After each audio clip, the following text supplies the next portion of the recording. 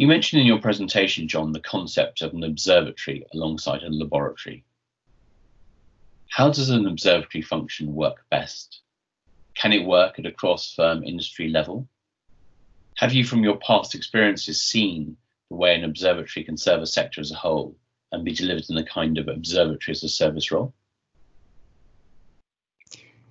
Yeah, I mean, from my side, I think the idea of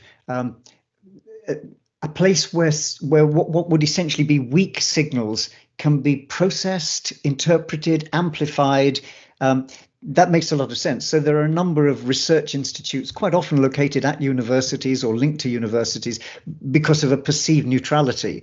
But essentially their job is to pull in these long-term trends, to perhaps integrate otherwise disparate bits of information, but trying really to draw these perspectives together and make available, as I say, use this analogy of signal processing. So it's not just the weak signals. They've been organized and amplified and worked with enough that they've got interesting and clear information in them on which we might act. So I think there are a number of these organizations around in different sectors.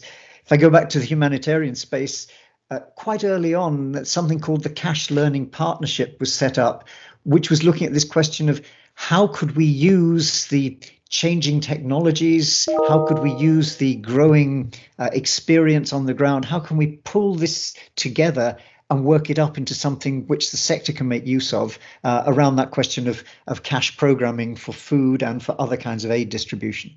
But I think the idea of concentrating an observatory and quite possibly aligning that with the laboratory function, there's certainly some examples already around. Thank you. Maybe we can sort of share some of those with the group afterwards as part of the follow-up. Colin, anything from your side? Because I think you probably see this more in individual firms creating their sort of scouting and landscaping, things like that. Yeah, so in the main, that's what we see.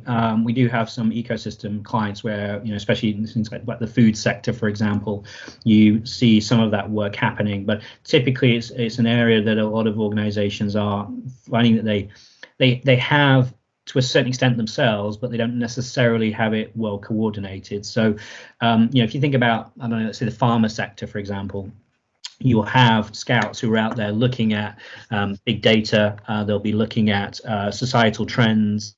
They'll be looking at research, and they'll be trying to aggregate that and then form, what you would call topic clusters, areas for investigation, which have been sourced from a variety of different things. And this essentially becomes the corporate observatory. And then they eventually, through a bit of, massaging and adaptation, become strategic areas of focus that the organization is going to go and investigate. So I think most of us will have, even if you don't carry the role, there'll be people that are looking externally. But yeah, I think it's an interesting area to explore, this idea of having an observatory that perhaps could act on behalf of an industry, for sure.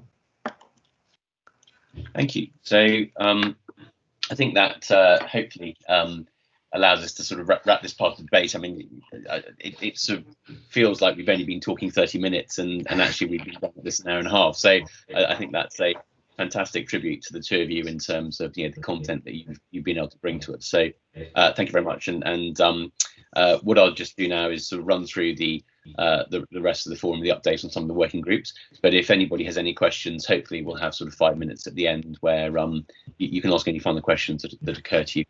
So thank you both.